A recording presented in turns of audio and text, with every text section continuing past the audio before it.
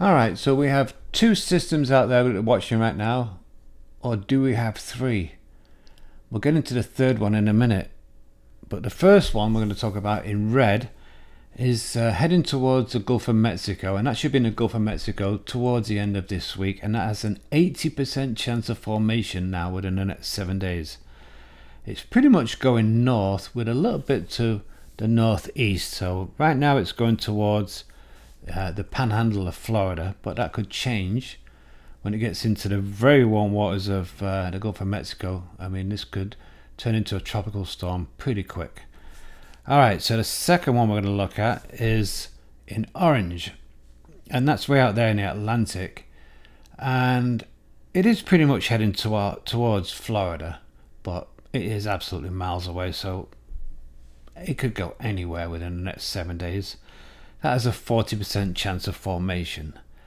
Now the third one is in the Pacific, and it is a tropical storm, and it's going to be going into Mexico, on the west side of Mexico, and it's when it gets over Mexico and comes across the other side, it could come back into the Gulf of Mexico and reorganize again as another tropical storm.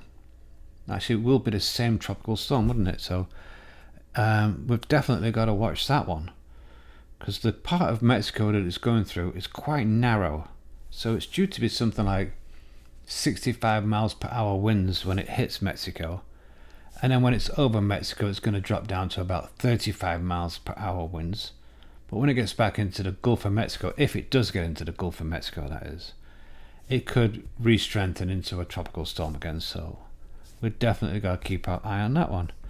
Alright, so those are the three systems that we are watching now. It's incredible. We are actually at, today is the peak of the hurricane season. It's September 22nd, and that is the very peak of the hurricane season. So after the 22nd, the likelihood comes down and down and down every day. But you know, we've had hurricanes in October, so we've got to keep on watching these. All right,